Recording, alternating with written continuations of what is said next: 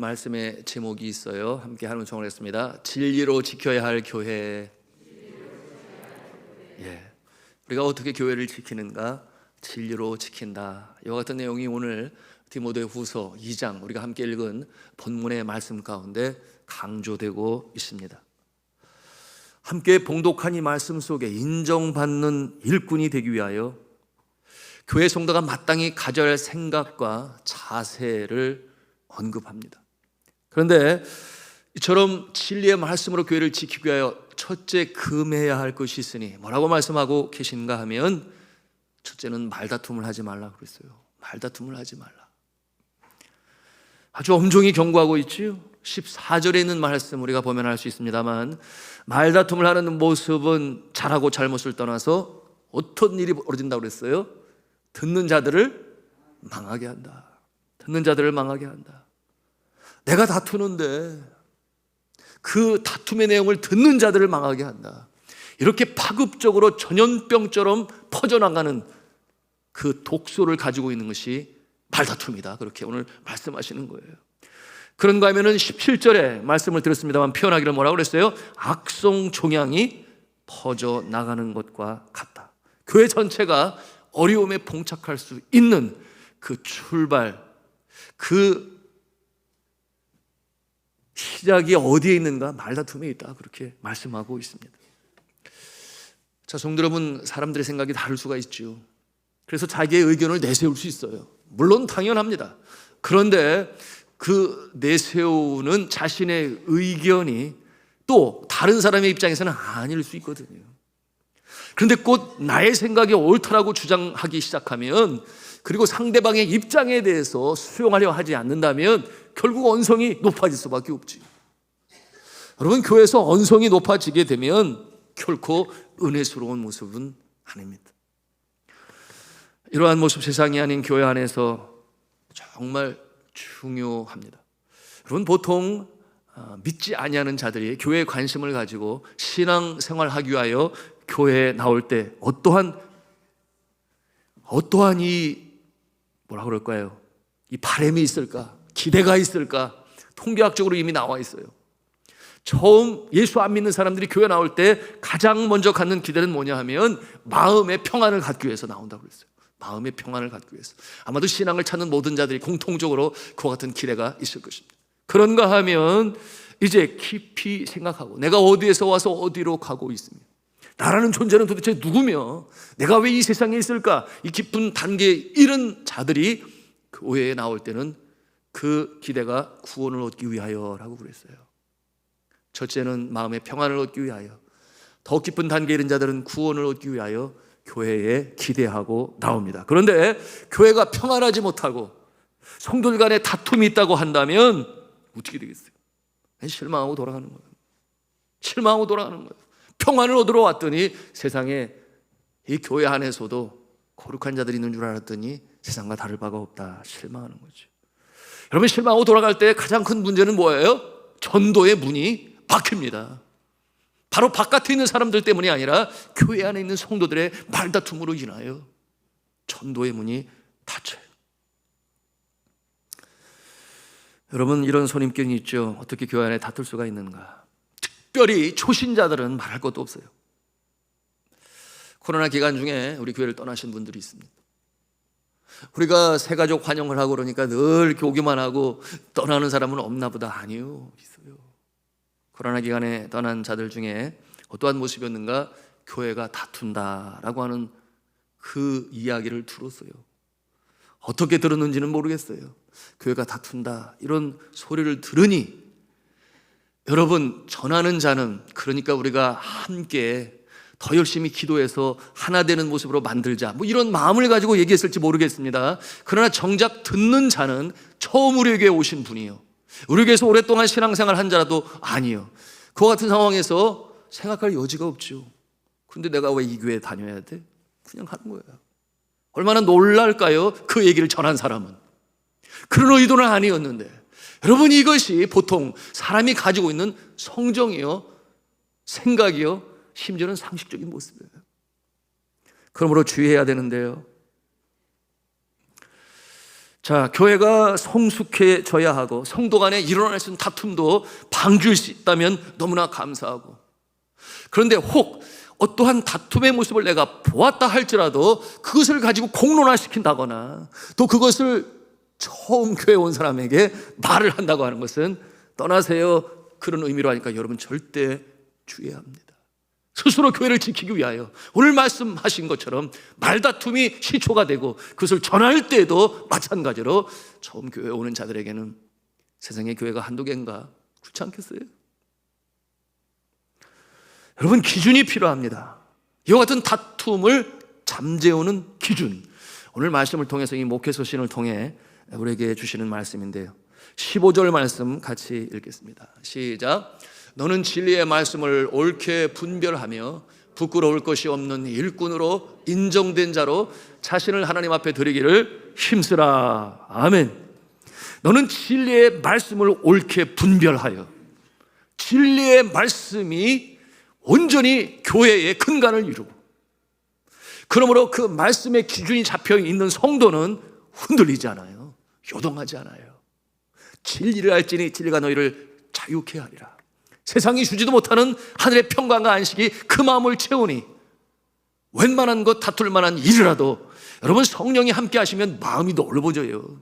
성령의 열매가 그렇지 않아요? 사랑과 실학과 화평과, 그 다음에 나오는 게 뭐예요?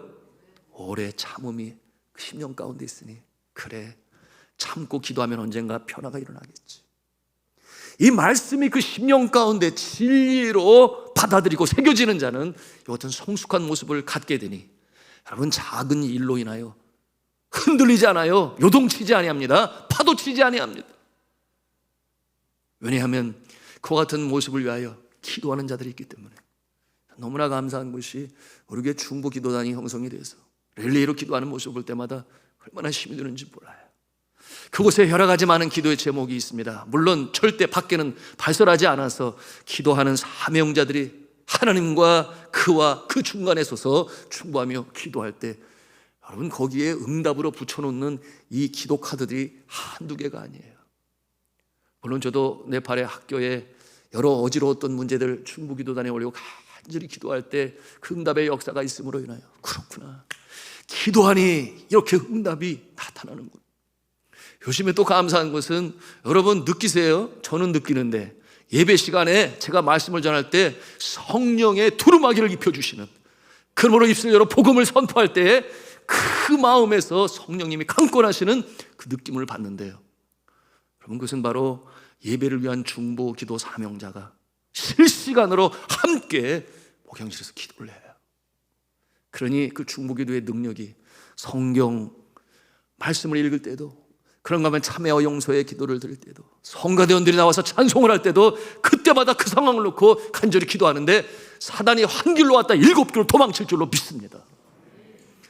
이와 같은 성숙한 자들이 교회를 지키는데 하나님께서는 은혜의 방편으로 3가지를 주신다 그랬죠. 우리 믿음이 성장할 수 있도록 주시는 방편, 첫째는 말씀이라 그랬어요. 진리의 말씀. 둘째는 기도라고 그랬어요.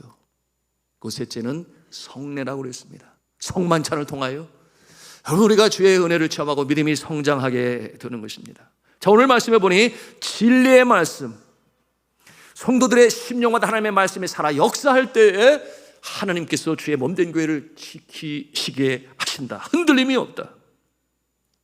그러므로 교회는 말씀 위에 굳건히 서 있어야 합니다. 기준으로 삼아야 돼요. 근데 이 말씀의 은혜가 충만하지 못하면 우리의 영혼이 빼빼 말라요. 그러므로 좋은 표현은 아니지만 꼬챙이가 돼요. 꼬챙이가 풍성함이 없어요. 꼬챙이가 되니 그 방법과 모습이 세상과 다를 바가 없다. 교회 안에서도 말이에요. 언제 말씀의 은혜가 풍성하지 못하여 그 영혼을 풍족하게 채우지 못할 때 그런 모습이 나타나게 되는 것입니다. 그러니 사랑은 사라지고 날카로운 세상적 방법이 등장을 하고 다툼이 시작이 됩니다. 그러니 사랑하는 성도 여러분, 교회는 언제고 이 풍요로운 진리요, 때로는 자원을 선 검과도 더 예리한 하나님의 말씀, 운동력 있는 말씀이 우리의 심령에 충만하고 기준이 되어질 때 교회는 든든히 서가는 줄로 믿으시길 바랍니다. 우리가 말씀을 사모해야 돼요. 진정으로 말씀을 사모하고 기도할 때 하나님께서 이와 같은 모습으로 세워주십니다. 자, 언제고 가장 정확한 답과 기준이 어디에 있는가? 성경 안에 기록되어진 하나님의 말씀, 진리 가운데 있다. 그러므로 주의 종이 먼저 말씀을 정확히 알아야 되겠죠. 정확히 적용하고 정확히 전달할 수 있어야 할 것입니다. 교회 다툼을 예방하기 위하여 이 말씀에 근거하여 세워진 규칙이 있어요. 나라에는 헌법이 있죠. 물론 단체 어느 곳에서나 다 회원들이 지켜야 할 의무와 권리가 있어요. 그러므로 교회 안에도 정관이라는 것이 있습니다. 교회 정관. 이와 같은 모습은 또한 세부 규칙도 또 만들 수 있는데요. 우리 교회의 정관, 2019년 7월 7일 공동회를 통해서 가결된 우리 교회의 정관은 참 훌륭한 정관이에요. 왜냐하면 500년 전에 개혁교회가 시작이 되고 수백 년 전에 걸쳐 점검되어지고 확정되어진 장로교단 또는 개혁교단이라고 하는데요, 교단 총회에 그 교회법을 모범으로 하여 우리 교회 정관이 만들어지게 되었어요.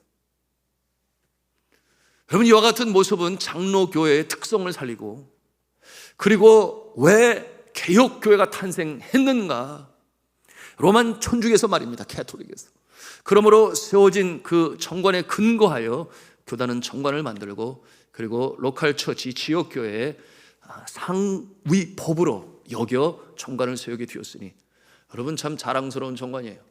그래서 다른 교회는 제가 들어가 봤지만 찾을 수가 없어요. 물론 그런 교회도 없지 않아 있었지만 우리 교회는 이 정관을 어디에다 올려놨는가 하면 아예 홈페이지에다 올려놨어요.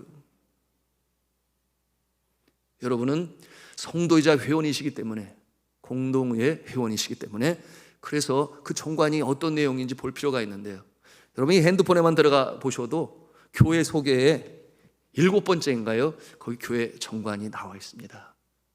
그래서 이 교회 정관은 불필요한 다툼 또는 논쟁, 그것을 잠재울 수 있는 기준이 돼요. 그래서 정관은 참 중요합니다. 그런데 그럼에도 불구하고 다툼이 시작되고 야기된다면 이는 대부분 어디 때문에, 무엇 때문에 일어나는가? 사적인 인간관계 때문에 일어나요. 사람과의 관계가 중요하지 않은 것은 아니지만, 그러나 사사로운 정에 얽매이기보다는 언제고 하나님의 말씀이 우선이 되고 기준이 되어야 하겠습니다. 저 같은 교회는 마치 시냇가에 심겨온 나무와 같이 그 뿌리가 강바닥까지 뻗어서 아무리 가뭄이 들고 그리고 바람이 불어도 흔들림이 없어요. 시절을 쫓아 과실을 맺으며 잎사귀가 마르지 않으면 형통함의 역사가 있는 든든한 교회가 되니, 여러분이 하나님의 말씀 그리고 이에 따라 만들어진 교회의 정관, 이와 같은 것이 기준이 되고 다툼이 없이 흔들림이 없이 전진해 나가시는 우리 산돌의 성도가 되시기를 주님의 이름으로 축복합니다. 교회를 어렵게 하고 또 무너뜨리는 이 요소 중에 또 하나의 독소가 있다 그랬어요. 그것은 뭐냐 하면 잘못된 가르침이라 했으니, 여러분 18절 말씀 같이 우리가 읽겠습니다. 시작. 진리에 관하여는 그들이 그릇되었도다. 부활이 이미 지나갔다 하므로 어떤 사람들의 믿음을 무너뜨리느니라. 그릇된 가르침은 성도들의 믿음을 무너뜨린다. 너무 심플하고 단순해서 관심이 한 가지일지 모르지만, 그러나 이것이 바로 기본이에요. 우리가 기본을 놓치면 결코 아니 되겠죠. 다른 교훈이라고도 말을 해요. 다른 복음이라도 말을 해요. 잘못된 가르침, 그릇된 가르침, 오늘날에도 있으니, 여러분 이단의 가르침이 그렇지 않아요? 그릇된 가르침이 무서운 것은 성도의 믿음을 무너뜨린다 그랬는데, 잘못된 성경 해석, 이단적인 가르침은 이 믿음을 무너뜨리는 무서운 독소를 가지고 있으니, 교회는 성도들을 보호하기 위해서 무엇보다도 첫째, 정확한 하나님의 말씀으로 가르쳐야 하고, 그리고 그 말씀을 적용하는 우리 성도들은 예수 그리스도의 성품을 닮은 사랑으로, 오늘 아침에도 함께 나눴어요. 함께 웃고 함께 울고, 주님의 눈길이 머무는 영혼에게 나의 눈길이 머물고, 힘들고 지쳐 삶이 곤고한 영혼, 주님의 눈물이 고인 그 영혼에게 우리의 눈물도 우리의 기도도 있어야 하는 것입니다. 말씀과 그리고 적용으로 이루는 이 사랑, 이것이 교회를 이뤄가는 너무나 중요한 요소가 되는데요, 여러분이 사랑이라고 하는 것은 어떠한 사랑이냐? 내 마음대로의 사랑이 아니에요. 성도들께 보시면 나의 기준에서 사람도 사랑하려고 하고 상대방의 입장을 생각하지 아니한 채 프라이버시도 없을 때가 있어요. 이것이 내가 배운 사랑의 방법이니라고 실천을 하지만 정작 중요한 것은 이 교회 안의 사랑의 기준은 바로 예수님이신 줄로 믿으시길 바랍니다. 예수님께서 행하신 그 모습을 통해 우리가 사랑을 실천해야 해요. 사람이 생각하는 그런 종류의 사랑이 아님을 여러분 우리가 신앙생활 깊어갈수록 깨달아 알게 됩니다. 최근에 한 성도가 우리 교회를 떠났어요. 제 마음이 또 무너집니다. 성도 여러분, 새로 등록한 성도에 대해서는 그 과거를 들춰내려고 하지도 말고 너무나 많은 것을 묻지 마세요. 왜냐하면 성령이 감동 주시면 본인이 얘기를 해요. 본인이 내 입장에서 먼저 왜 우리 교회 왔냐는 그런 질문이 있을 수 있겠지만, 그러나 구체적으로 들어가서 이것저것 궁금증 많은 줄 알아요. 그러나 개인의 프라이버시적인 면이 있으니 어련히 알아서 얘기할 때까지는 그냥 참아주고 위해주고 기다려주고, 그런 모습이 더 성경적인 것입니다. 그런가 하면 어두운 과거를 캐내지 말고, 더욱 그렇잖아요. 어두운 과거는 또 알았다고 해서 그것을 가지고 남들에게 절대 얘기하면 안 돼요. 여러분, 그가 받을 상처를 우리가 상상해 볼 수 있어요. 교회에 왜 왔어요? 어두운 방황과 고난과 아픔의 날들을 이제는 청산하고 마감하고 싶어서, 그래서 무조건적으로 받아들이는 사랑이 있다고 하는 교회에 와요. 그래서 예수님의 사랑에 감격하고 눈물을 흘리며 주 앞에 기도하고 내가 이제 새 소망을 가지고 참 생명 얻었다 기쁨으로 나아가는데, 그런데 지나온 날들 속에 어두운 때를 그것을 들춰내는 것도 쉽지는 않지만 하나님과의 관계가 해결이 되었으면 그저 위에서 기도해주고, 그래서 중보 기도단에서 지키는 것처럼 내가 알면 됐고 하나님께 아뢰면 됐지, 그것을 굳이 남들에게 옮길 필요가 없다. 여러분, 주님 앞에 나오기 전에, 아직 예수 믿기 전에 그와 같은 모습은 누구에게나 있을 수 있어요. 그래서 주님 앞에 나왔으니 그 아픈 심정을 함께 끌어안고, 그리고 기도하고, 그리고 밝은 모습으로 살아갈 수 있도록 돕는 것이 우리의 자세다 하는 것을 알아야 하겠습니다. 제 마음에 떠난 성도님을 생각하면서 안타까움이 들어요. 그래서 몇 번 전화를 했는데 받지를 않아요. 그래서 보통 토요일 날이면 이제 전화를 하게 되죠. 우리 교역자들이 내일은 주일입니다. 그래서 어제 전화를 했더니 전화를 안 받으시던 분이 이제 담임 목사님 전화 안 하나 보다 그러고 홍겹견에 받아주셨는지 모르겠어요. 그래서 누구세요? 그러길래 저 담임 목사, 산돌중앙교회 담임 목사 김현정입니다 했더니, 목사님요? 죄송해요, 끊을게요. 탁 끊어버리더라고요. 그래서 제 마음이 참 불편했어요. 그 여운이 남아서 우리 교회가 뭘 잘못했을까? 우리 성도가 무엇을 잘못했을까? 또 내가 담임 목사로서 잘못한 것은 무엇일까? 자꾸만 돌이켜보게 되잖아요.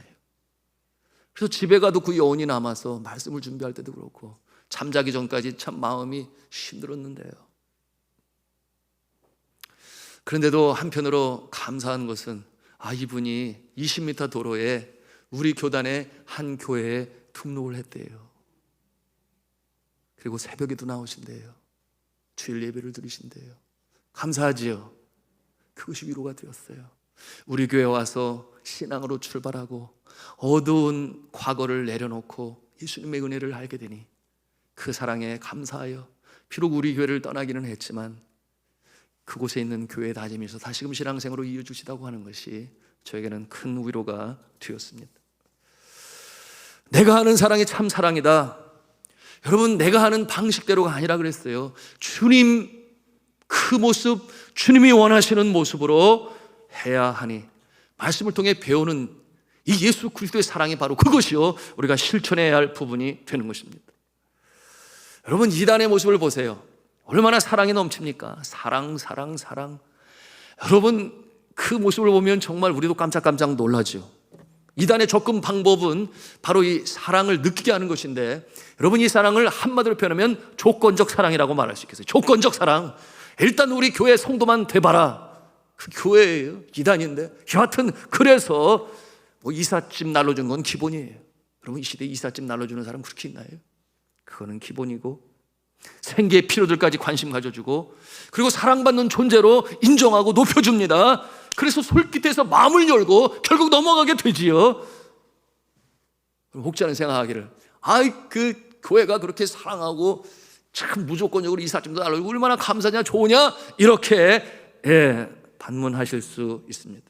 그렇죠. 잘하는 것이죠. 교회가 그런 일을 할 수 있다면 감사한 것이죠. 근데 문제는 말씀드린 것처럼 조건적인 사랑이다. 목표가 있는 거예요. 목표가. 왜 그렇게 해야 하는지. 이 조건적 사랑의 결말이 무엇입니까? 그래서 뭐냐면 구원이 없다는 거예요. 구원이 없어요. 진리의 말씀으로 손붙을 때 마음에 감동이 와서 성령으로 인도하실 때 자발적이고 또한 영속적이고 지속적으로 유지가 될 터인데, 그런데 그러지를 못해요. 조건적인 사랑으로 전하고, 그리고 나서 이후에 나타나는 모습들은 어떤 모습인지 알잖아요. 가정이 파괴가 되고, 나오고 싶은데 나오지 못하고, 이와 같은 모습은 여러분 뒤에서 역사는 사탄의 역사가 있음을 볼 수 있어야 되는데요, 여러분 그렇게 속아 넘어갑니다. 이와 같은 모습, 사랑한다 하여 모든 것을 줄 것처럼 그렇게 하지만 결국 구원이 없고, 그 말씀 속에는 진리로 선포되어지는 것이 아니하니 사회적인 문제를 야기시키고 가정이 깨어지는 역사가 나타난단 말이에요. 그러므로 오늘 말씀에 뭐라고 했어요? 18절의 말씀의 지적대로 진리에 관해서는 그릇되었으니 부활이 이미 지나갔다. 이와 같은 내용으로 가르치는 이단도 있습니다. 성도 여러분, 우리가 꼭 지켜야 할 것이 있으니 사랑과 연관하여 말입니다. 은혜와 진리, 여러분 들어보셨을 거예요. 은혜와 진리, 이것이 바로 성경을 통해서 우리에게 하나님께서 가르쳐 주시는 것인데, 은혜는 사랑이요, 진리는 정확한 구원의 도를 진리라고 합니다. 다시 말하면 은혜는 사랑이요, 진리는 정확한 구원의 도, 그것이 바로 진리예요. 여러분, 이 진리가 날카로운 머리라면 은혜는 뜨거운 가슴입니다. 균형을 잘 이룰 수 있어야 돼요. 진리와 은혜. 여러분, 이렇게 질문한다면 뭐라고 대답하시겠습니까? 은혜가 먼저입니까? 진리가 먼저입니까? 아니면 진리가 먼저입니까? 은혜가 먼저입니까? 하나님께서는 은혜로 인하여 우리를 구원하신 것 분명한데, 정작 이 땅에 살아가고 있는 예수 그리스도의 제자들은 여러분 이 부분에 대해서 우리가 분명히 알아야 하니, 여러분 진리와 은혜, 여러분 이 진리는 불의와 타협하지 아니합니다. 이 진리는 하나님의 공의예요, 정의예요. 여러분 이 진리는 참 사랑으로 나타날 때 어떤 모습인가 하면, 사랑장이라고 하는 고린도서 13장에서 말씀하고 있으니, 참 사랑은 불의를 기뻐하지 아니하며 뭐라고 그랬어요? 진리와 함께 기뻐하느니라 그랬어요. 진리와 함께 기뻐하느니라. 진리가 배제되어진 은혜, 그것은 이미 은혜가 아니에요. 여러분, 하나님의 은혜를 우리가 어떻게 설명할 수 있어요? 이 땅에 독생자신 예수 그리스도를 제물로 내어주신 그 자체가 은혜예요. 그러나 엄밀한 의미에서 우리가 살펴보면, 우리를 구원하실 때 하나님께서 은혜로 우리를 구원하신다면 굳이 독생자들 예수 그리스도를 이 땅에 보내시고 십자가에 달리셔서 제물로서 물과 피를 다 쏟게 하시는 것은 도대체 무엇으로 설명할 수 있겠느냐, 그 말이에요. 그냥 용서하시면 되는 것 아닙니까? 그것이 은혜라 여긴단 말이죠. 그러나 하나님의 은혜는 진리의 바탕을 둔 것이니, 우리의 죄를 용서하시고 하여 그 죄의 대가, 누군가가 제물이 돼요.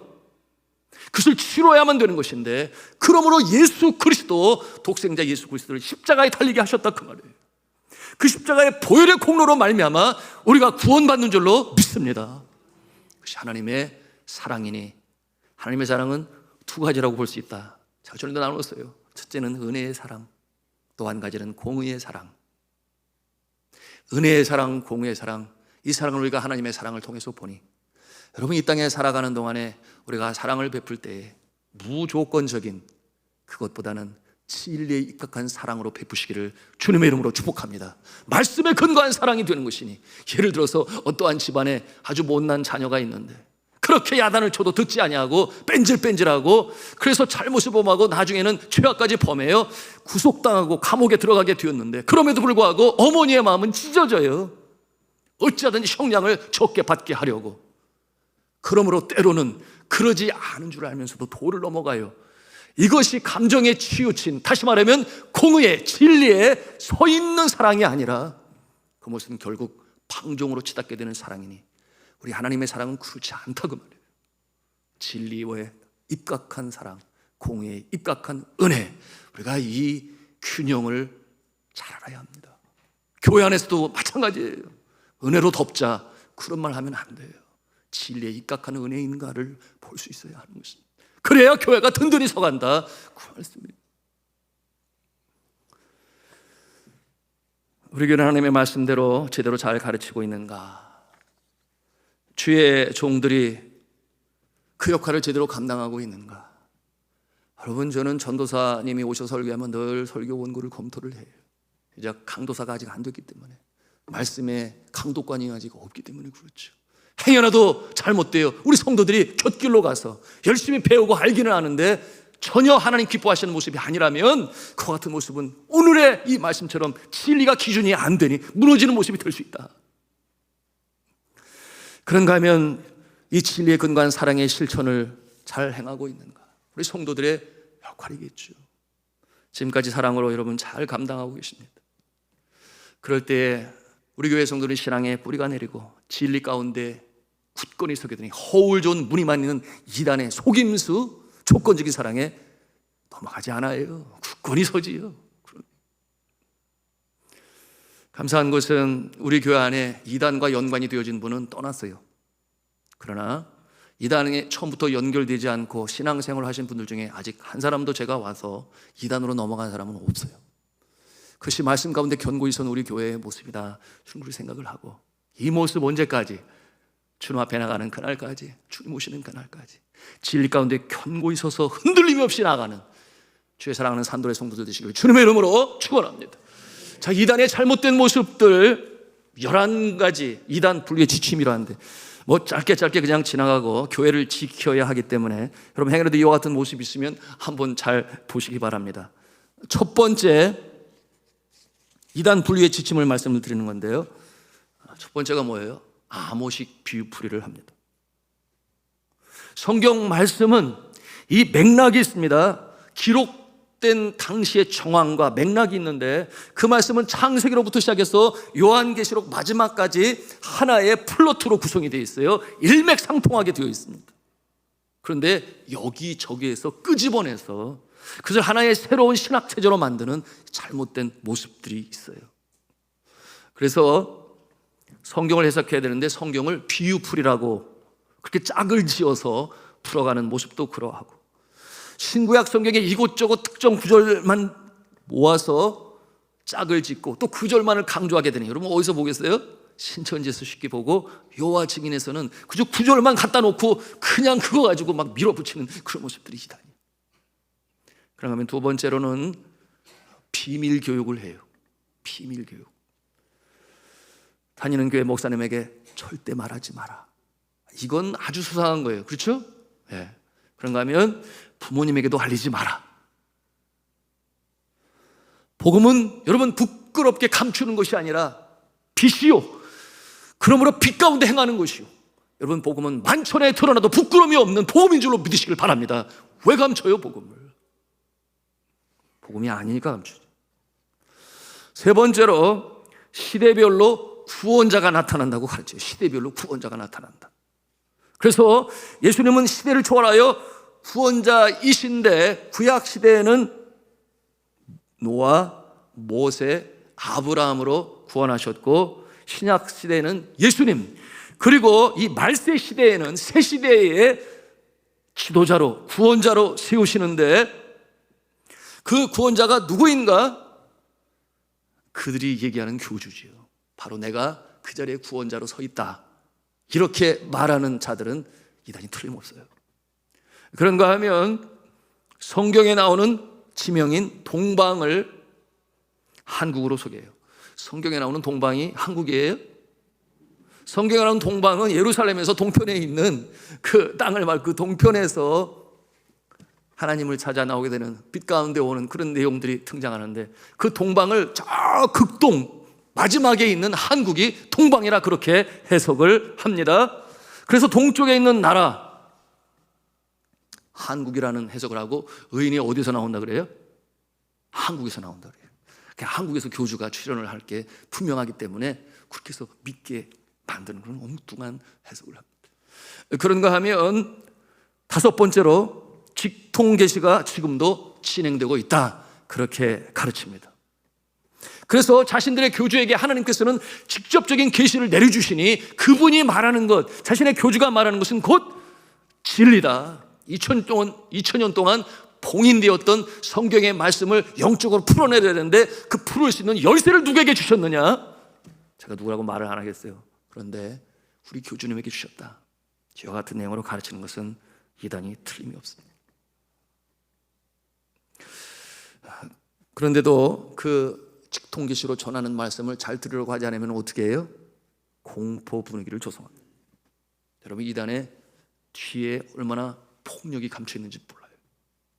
그런가 하면 여섯 번째, 종말 예언을 합니다. 예수님이 오시는 날은 도적같이 임하기 때문에 아무도 모르는데 이들은 시한부 또는 조건부 종말론을 가르쳐요. 그래서 사람의 마음으로 하여금 초조함을 갖게 하고 긴급함을 갖게 합니다. 그러니 14만 4천 명의 의인이 차게 되면 2, 3년 안에 종말이 임한다. 그와 같은 예로 이 시대의 역병, 전쟁, 재난, 테러 등을 강조하면서 공포를 조장하고 맹종을 강요하고 일상생활의 지장을 많이 받게 해요. 이단의 특징이에요. 일곱 번째로 율법주의로 구원을 가리킵니다. 율법주의. 율법은 귀하죠. 그런데 율법주의는 아니라는 거예요. 왜냐하면 율법주의는 율법을 지켜야만 구원을 받는다, 그 내용이 포함이 되어 있는 것입니다. 여러분, 우리가 율법을 지킴으로 구원을 받는 것이 아니라, 여러분, 우리가 은혜로 구원을 받고 은혜로 구원받은 자는 율법을 지킵니다. 성령 안에서 주님이 주신 계명, 나의 계명을 가지고 지키는 자라야 나를 사랑하는 자니, 그렇잖아요. 그러므로 구원받은 자는 주를 기쁘시게 하기 위하여 주님 기뻐하시는 내용들 성경에서 찾아 그것을 계명으로 여기고 지켜요. 그런데 계명을 지켜야만 구원이 임한다, 그것은 전혀 거꾸로 되어진 율법주의의 가르침이 되는 것이니, 이단이 그렇게 가르쳐서 구약 성경의 날짜와 절기를 강조하고, 지금 이 시대에 무슨 6월절이 있어요? 안식일은 엄밀히 말하면 토요일이니까, 그리고 썬데이는 태양신을 섬기는 날이니 반드시 토요일에 지켜야 한다, 뭐 이와 같은 가르침. 그리고 구약에서 그 많은 부정한 짐승들은 먹지 말아야 된다. 그러니 은혜로 받는 구원이 아닌 율법을 강조해요. 올가매는 거죠. 여덟 번째, 극도의 교회 비난을 합니다. 여러분, 교회가 아프고 상처받고 힘들어할 때 성도의 자세는 무엇이에요? 끌어안고 기도하는 것 아니겠습니까? 다시금 회복되기 위하여. 그런데 이와 같은 상황에서 타락한 모습만 강조하고, 그와 같은 모습으로 인하여 세상 사람들이 지탄을 할 것임에도 불구하고 그와 같은 내용으로 계속 강조를 해요. 왜 그렇겠어요? 그것은 바로 바벨이야, 바벨탑이야, 바벨론이야. 그러니 뭐예요? 결론이 우리 교회만 진짜 교회야, 그것이 결론이에요. 그러나 다른 교회를 계속 비방을 하면서 여기에 참 교회가 있으니 우리 교회로 와, 이단들이 하는 행위입니다. 아홉 번째, 여러분 들어보셨나요? 프리메이슨, 음모론 등 과도한 이런 일로 호기심을 자극하는데 주로 청년들이 여기에 빠져들어갑니다. 이 세상은 하나님께서 하나님의 손안에 두시고 창조와 탈옥과 구속과 선교와 영화로 이어지는 이 구성을 가지고 전진해 나가니 누가 주가 되시는 거예요? 하나님이 주가 되시는 거예요. 그런데 그들은 강조하기를 엉뚱하게 이 세상 나라 배후에는 프리메이슨, 그런가 하면 일루미나티가 다스리고 있다. 그리고 뭐 UFO 얘기, 케네디가의 저주론 등을 말하면서 공포를 조장합니다. 여러분, 예수 그리스도께 와서 이 땅에 사단을 결박하시고 그러면서 천국이 다가왔느니라. 그러므로 천국이 임한 것을 우리가 알게 하기 위하여 예수님이 귀신을 쫓아낼 때 귀신이 물러가고 병든 자가 일어나고 주의 말씀이 증거되어지고 변화되는 역사는 곧 천국이 이 말씀을 말씀하고 있는 것인데, 그 같은 부분은 강조하지 아니하고 전혀 엉뚱하게 그처럼 호기심을 자극하는 모습도 잘못된 것입니다. 마지막 11번째인데요, 일상생활의 활력을 떨어뜨립니다. 이게 무슨 말인가 하면, 이 불분명한 내용으로 보고 듣게 되면 여러분, 이 삶에 하나님께서 주신 날, 생명을 연장하신 날, 일터로 가서 열심히 땀 흘리고 수고하고 그 일을 통해 문화명령을 이루고 그 일을 통해 직업에 창출을 하고 그런가 하면은 사회 경제를 일으키며 저 필요한 것들, 선교에 물질도 필요하니 주님 앞에 드리며 나가는 이 모습이 건강한 모습인데, 그렇지 아니하고 사회 사탄 마귀가 역사하는 것 같고 세상 마지막 날이 곧 올 것 같으니, 여러분 이처럼 긍정적으로 주어진 삶을 살아가는 것이 아니라 이것을 뭐라고 그러냐면 패배주의 또는 염세주의라는 단어를 사용하는데, 염세주의, 이 세상은 살 곳이 아니야.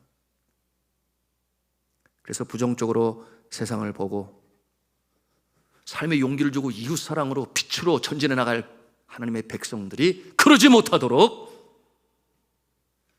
그야말로 무기력한 모습으로 빼빼마른 그 모습으로 나아가는 것이 바로 이단의 방법이에요. 11가지를 여러분에게 간단히 말씀을 드렸는데, 다시 한번 듣기를 원하시면 여러분 홈페이지 들어가시면 내일 올라와 있을 거예요. 주일 오후 예배 다시 한번 반복하시면서 복습하시면 되겠습니다. 여러분, 하나님께서 세우신 교회, 주님 오시는 그날까지 흔들림이 없으니 하나님께서는 그 교회 안에 백성들까지도 이미 인치시고 하나님이 아신다 그랬어요.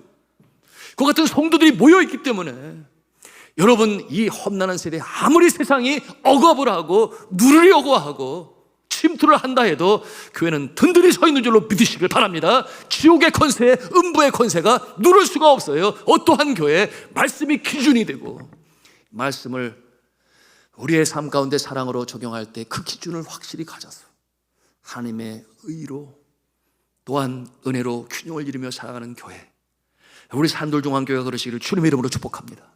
또한 이 땅의 교회들이 이 모습으로 서서, 오늘 말씀에 뭐라고 그랬어요? 19절의 말씀에 뭐라고 그랬는가 하면, 하나님의 견고한 터는 이미 세워졌다. 그리고 그 안에 하나님의 자녀는 성령의 인치심을 받아서 주께서 자기 백성을 아신다 그랬어요. 이 백성들과 더불어 하나님의 나라가 확장이 되고 뜻이 하늘에서 이룬 것 같이 이 땅에서도 이루어지는 일에 교회는 귀하게 쓰임받는 것이니, 산돌중앙교회 42주년을 맞이하고 특별히 42년 전에 우리가 함께 새시대 소망을 가지고 또 한 주간 새벽으로 기도 제단을 쌌습니다. 여러분, 주님 앞에 칭찬받는 성도요, 흔들림이 없는 성도요, 어떠한 가모니솔로 유혹하고 닥쳐온다 할지라도 말씀이 기준이 되니 사랑으로 함께 울고 웃고 작은 천국의 모형을 이루며 그리스도의 산에 한 피마다 한 몸으로 형제의 자매의 모습으로 나아가는 이 성도의 모습으로 승리하시기를, 복 있는 인생 되시기를, 또한 이 산돌중앙교회가 될 수 있기를 주 예수 그리스도의 이름으로 축원합니다.